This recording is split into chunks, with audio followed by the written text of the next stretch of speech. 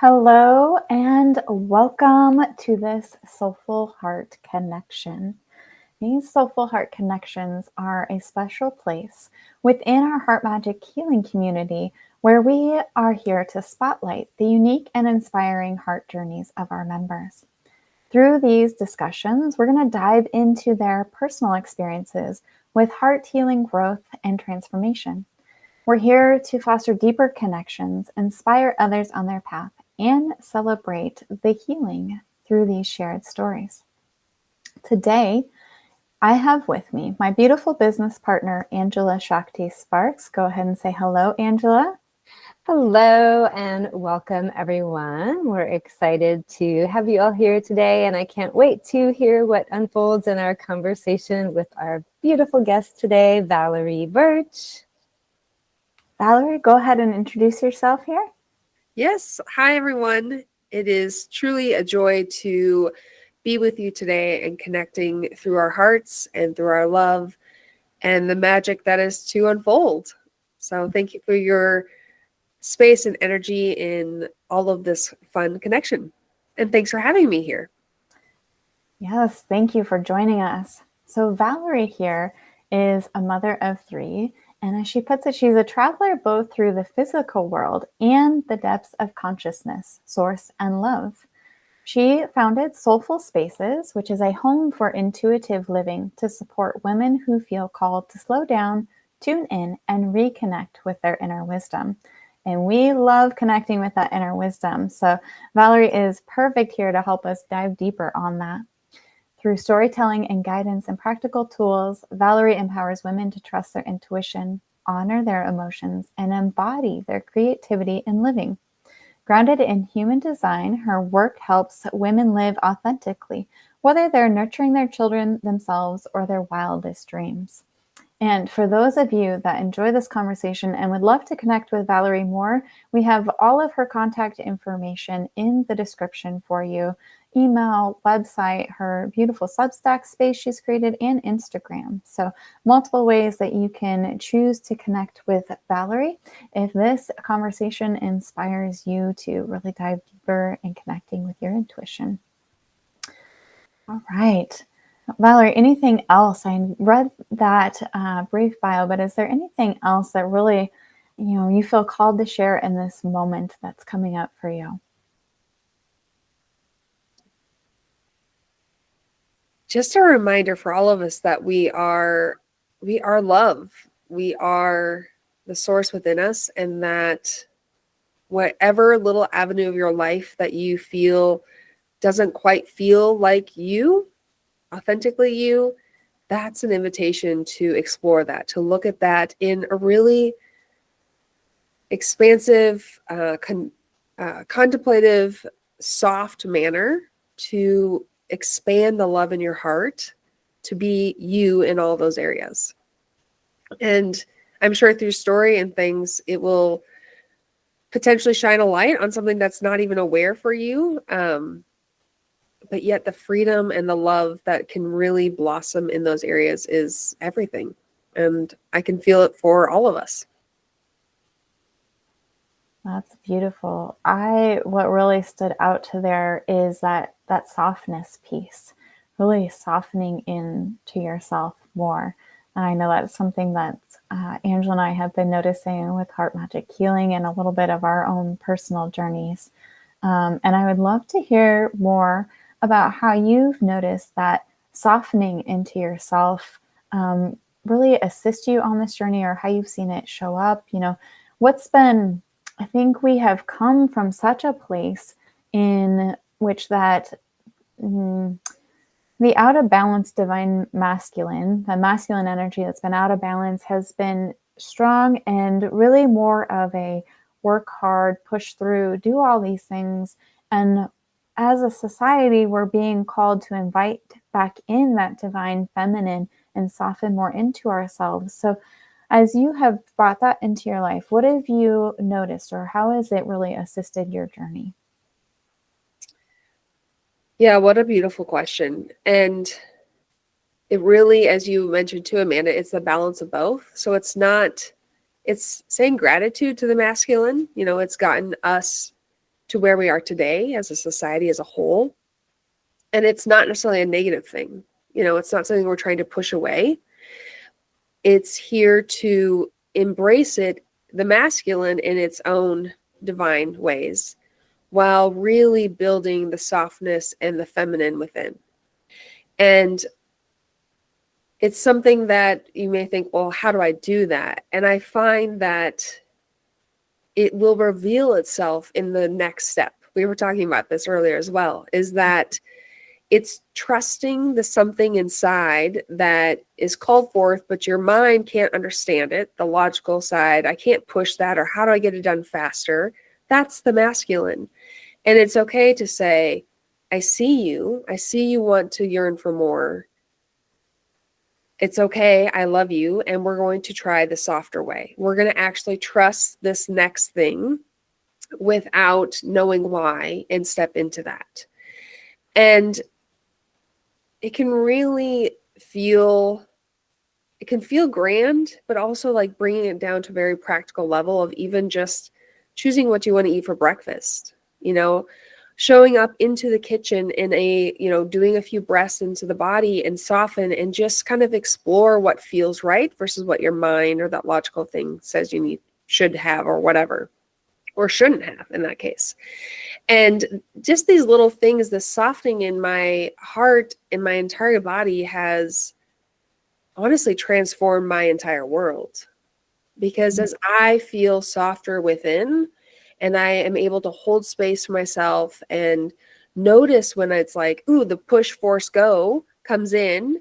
And sometimes it's necessary. Sure, there's an aspect of that. Again, it's not getting rid of it, but holding that with, can I just pause? Can I pause right here and then make an action step from there? And this softness, this slower pace, this listening, it transforms the inside. And as you are transformed on the inside, because you have these things for yourself, you start to notice it in your outer world, the people around you, within your family, within your partnerships, within coworkers, or within your friendships. And I know the conversation's often like, as is in within, it is out there. And that's really where I find the journey with softness and the femininity and the slowness and the stillness has to come within first. And whatever that next step is to exploring that for you is, I would say, trust it. There's something for you in it or on the other side. Beautiful. I love that. Yeah. Just taking that next step, even when the other steps feel foggy or unknown, just taking that first step is really what starts to, remove the veil or thin it enough for you to see, what do I need to do after this? That human mind jumps so many times to try to see the end picture.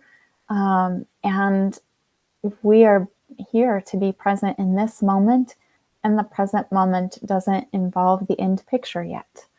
That end picture is transforming and evolving with us, I would say. Very, very much so. And the softness and the femininity is, for me, it's releasing, or it's not, it is releasing what the end picture is, because really, in my belief, it's beyond my wildest dreams. My mind is actually a limitation of what it could be. So it's realizing that it's actually way beyond what my mind could even create that I think the end is, while equally saying and feeling that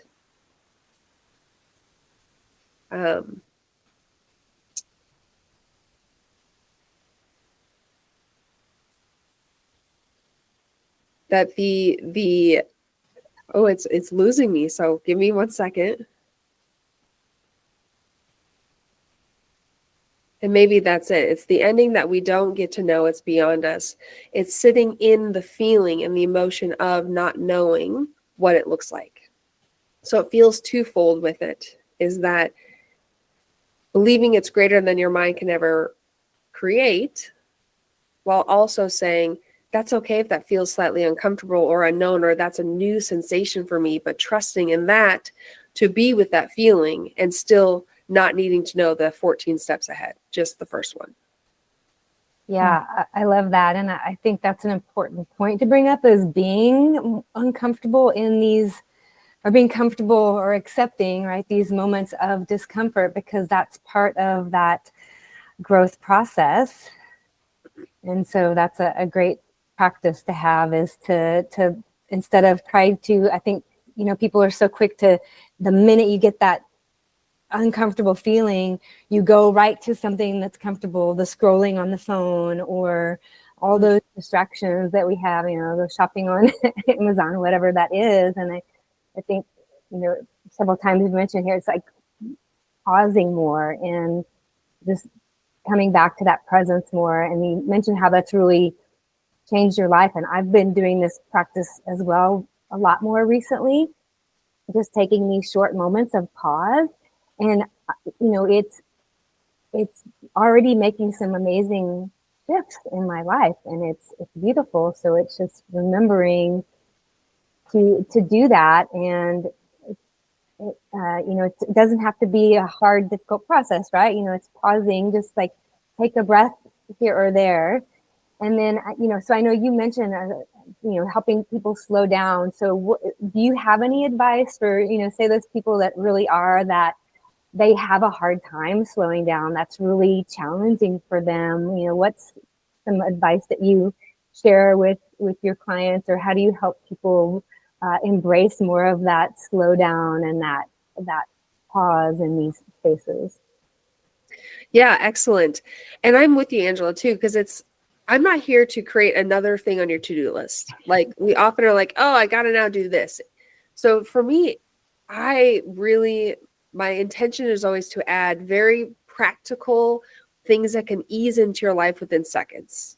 So like, you can take it and literally implement this in the next 5 minutes. So some very simple ways that I love to do and love to share with others is that when I'm driving somewhere, when I park the car and I've gotten to my destination, I turn off the car and I pause. I literally sit for 2 minutes before I get out of that car. And even that simplest thing is, we so mindfully get to our destination and we're out of the car within seconds. Our mind is already 4 other steps ahead to what we're supposed to be doing after we've left this place. So it's like, where in my life, and I think driving is such a good one, especially as I think any human, but also with having children, you're often driving to a lot of places, is to arrive and sit and pause. You know, arrive to school pickup early, arrive to picking up your child from an activity, arrive to meeting a friend for coffee, and sit for a minute in the car before you go in. So it can be as simple as that, as just a few, even if you just do it once in your day, you will, as you were saying, like, you start to then notice, like, oh, okay, I showed up differently. And I think equally, while you take those moments, is to really be kind to yourself. We're often so judging of like, well, I sit there, my mind's just working on 14 things ahead of a time. And it's to say, that's okay. Like, our judgment of ourselves is actually part of the hindering of getting to what you desire. So loving on you, it's okay if you sit there for 2 minutes and let your mind roll out of the way. You know, that's okay, because now in a week or in 2 weeks, you might find 30 seconds where your mind is still. You might be inclined to download the Insight Timer app and listen to a meditation. You might learn about belly breathing and do a few belly breaths. The point is, you don't have to know that step yet. The point is, I'm going to pause for the 2 minutes when I park my car before I do X, and see what will then come into that space. We have to create the space for what's next to come in. Yeah, I love that. And being kind to yourself, that's so important. And what popped in my head when you were talking about that is how sometimes it's like, when you want to work on something, like, oh, you know, I want to calm my ego mind. It's almost like it fights back at first. And so sometimes things get more intense. And it's almost like you're, it's like it's fighting back is what comes to mind before it like realizes, oh, okay, you're here. We're doing these things. I'm safe. You're here to help me. And then it kind of settles down. Have you found that to be true? And yeah, absolutely. I mean, it doesn't want change. Yeah. It doesn't want you to change, but yet you also came to this life to evolve. So there is like this yin yang, this conflict inside. And I think that noticing that, I think you're absolutely right, is that it can come this rearing head. And as you said, there's a bit of self-parenting involved of just saying, I see you, I love you, and I'm going to do this. Because ultimately it wants you to be in the same place that you are now, but you can hear that little nudge, whether it's in your belly or your heart or your brain, that's like, I know there's more for me. I know there's more connection, more love, more space, more peace within me. I know that's for me. So you have to love yourself, even if it's a minuscule that, like you said, in that moment, it's like everything's rearing its head. I don't want you to change. And be like, I see you, I love you, and I'm choosing this. So yeah, it's acknowledging it and moving forward. That oftentimes, I think there's kind of can be two ways, because when that rearing head or like the thing that says like, I don't want to do this, sometimes we then focus so much on trying to fix that we're only amplifying the issue we're trying to move from. Yep. Yeah. 100%.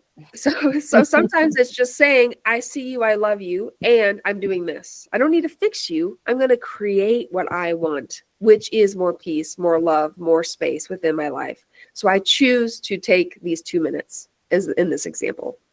Yeah, no, I love it. And again, I just wanted, that's such an important point, is to not criticize and judge ourselves and love ourselves through those moments as we're adjusting to that new way of being. Yeah. And it's definitely a process, right? Like that, the mind is here to keep us safe and conserve energy. And so it is that acknowledging that if I think about my own kids, when their emotions come up and, we're talking about how the mind might roar, whatever. And I see that as like these emotions kind of expressing themselves sometimes. My kids have something, challenging or whatever, and it's like a really intense, what we often have called uncomfortable emotion that arises.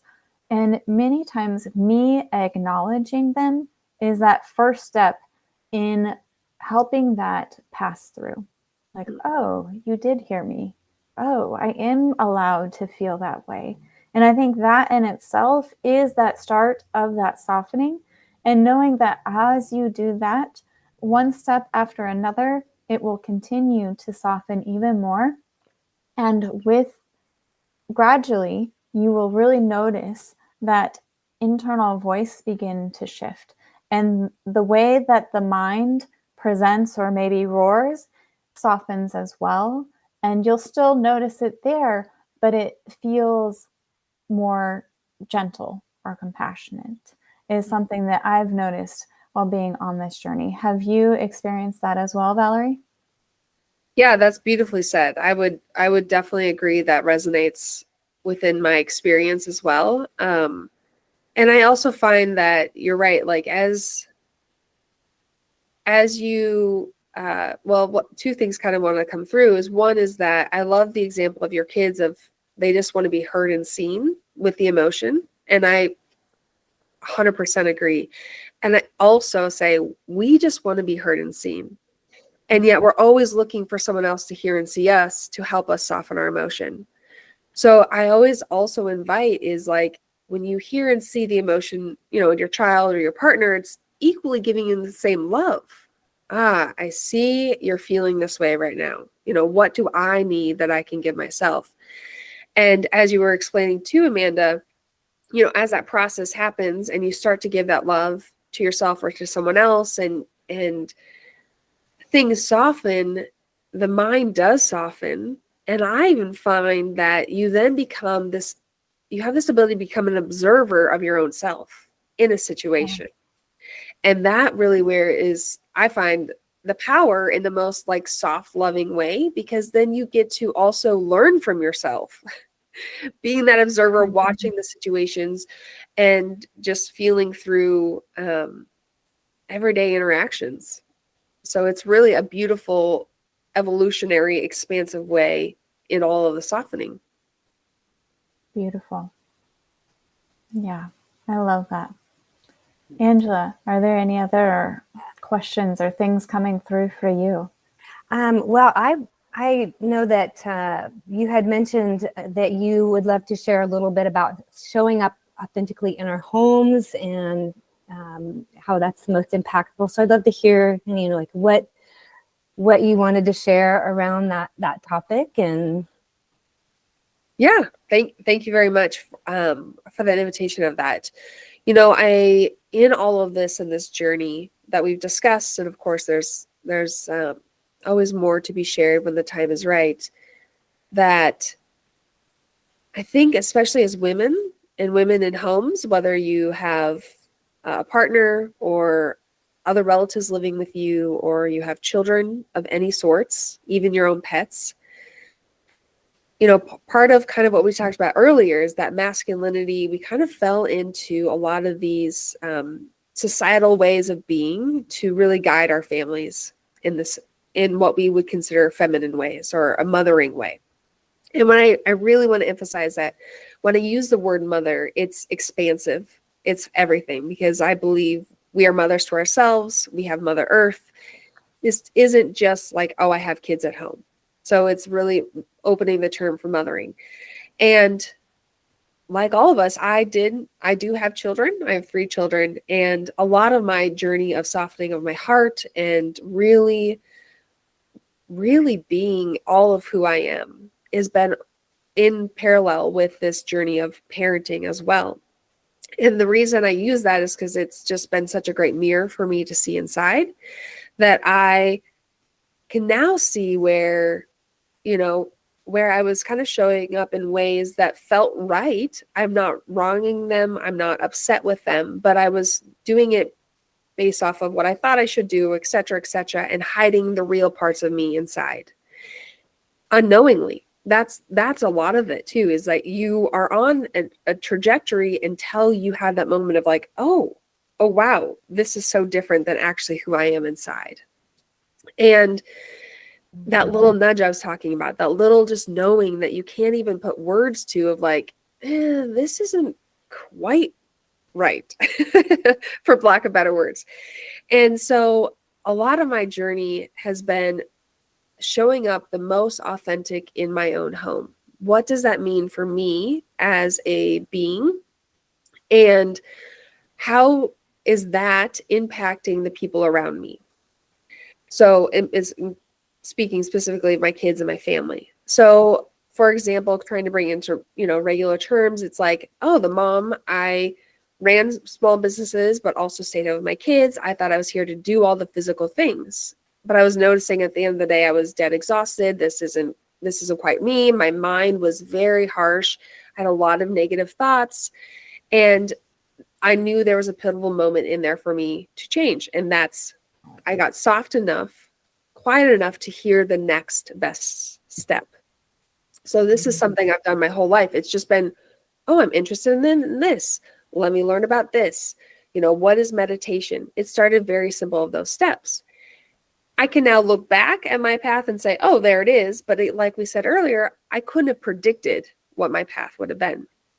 But these were equally moments of noticing that when I'm not showing up authentically in my house, it felt chaos. It felt hard. It felt, there's parts of me hiding that didn't feel wonderful, and I could feel it in my environment around us.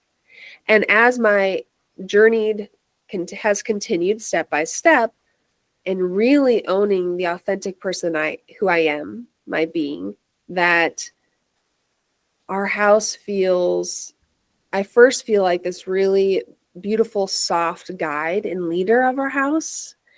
And I also feel I notice that it just feels like this place of calm and presence and love, and not being so attached to all of the small things that can happen with kids.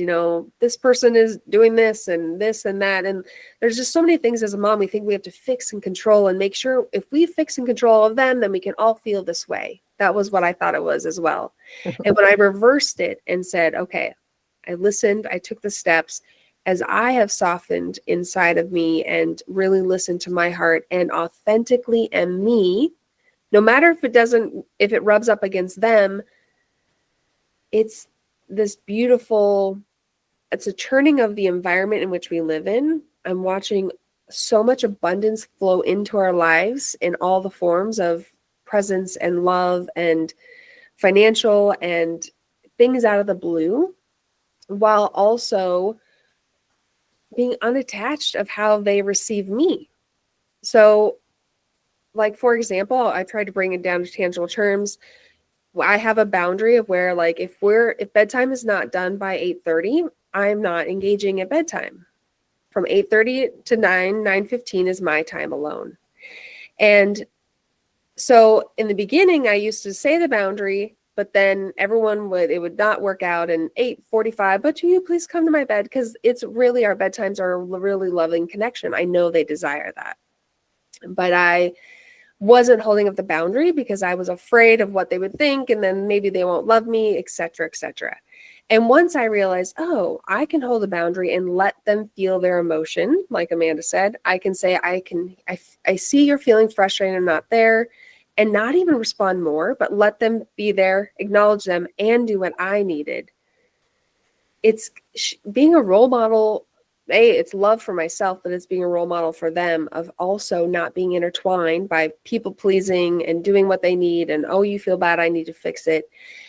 And it ultimately, in my intention and my belief, is that the more authentic we are and being role models for other people to be the most authentic they are in whatever path there looks like, that is love, that is freedom, that is abundance, that's individuality, that's where we're headed. And to have that in your home, to be that in your home is the greatest gift. Yeah, I love that. And just something that popped in as you were at the end there talking about being that role model. You're being the role model either way.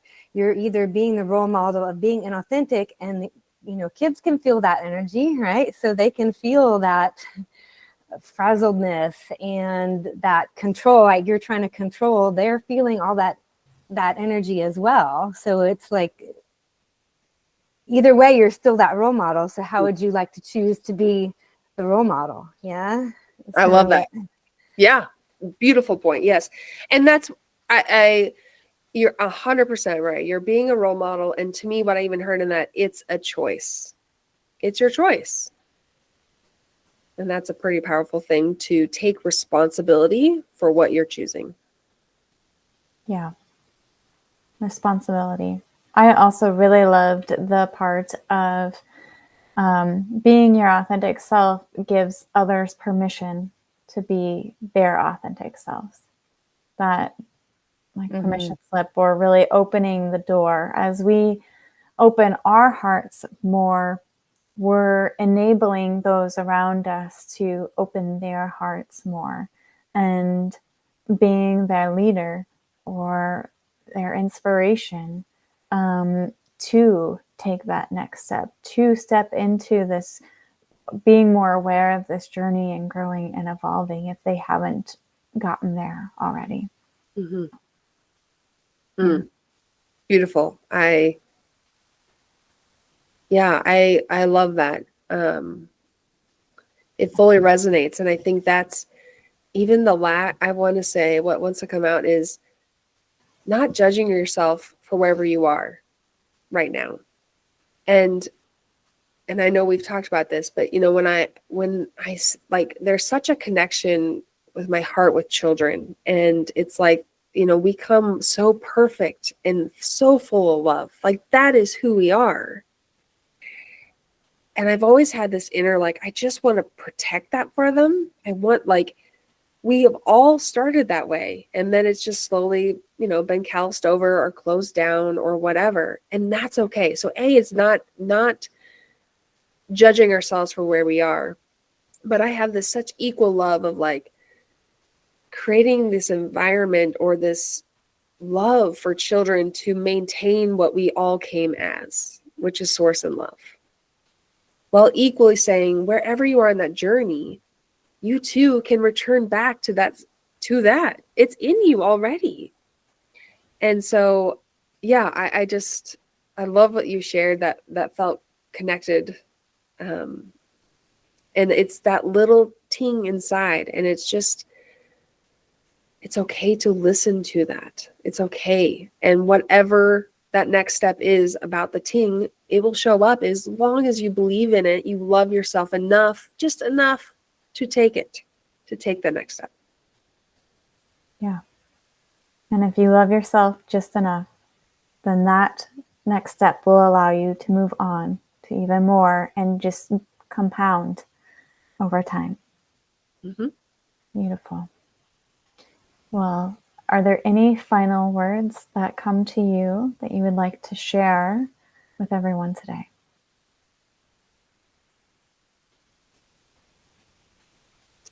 Just that, no, you are love. We're all love, and the journey of the heart of your soul it's calling you there. It's calling you there, and it's a ride, and it's leaning into that ride, knowing what's on the other side is just this immense feeling. And I can just see the ripple, around the whole Mother Earth as all of us and more people open their hearts of love, because we are love. We are love. What a beautiful note to end on. Angela, any final thoughts to share? I would just, Valerie, love to hear, if you want to share just briefly, like who you love to work with, and any message that you might have for anybody who feels inspired to connect with you and the work that you do. Yeah, thank you. Just as everything that I'm sharing, it's one step at a time, and things have evolved. Like all of us, I believe no one fits in a box, and where we are today has lots of other things that can be helped with. At this present moment in time, I really am using my voice and my writing on Substack. And right now it is a free position, but there will be a subscription that will have more ways to connect intimately, sharing ways to connect with that love and your authenticity and find that stillness within. So I'd really invite you to come over there if you feel called. I believe in that for you and for yourself. I primarily talk a lot about women and parenting, and human design and the gene keys. So it's throwing in a lot of beautiful, expansive tools. Also helping you when you feel another or different tool is on your path. Maybe that's to be illuminated in our time together, and then you move on. Wonderful. Thank you so much for sharing. Yes. Well, we are very grateful to Valerie and all of you for joining us for this Soulful Heart Connection. And I believe that, if you were called to listen to this, that you have gotten whatever you were meant to receive from this video. So thank you from Heart Magic Healing. Thank you to Valerie Birch. And thank you for all of us here today, opening our hearts to just that next level, taking that next step. And as we do that together, it really expands humanity's consciousness. So thank you, and bye for now. We'll see you again soon. Thank you.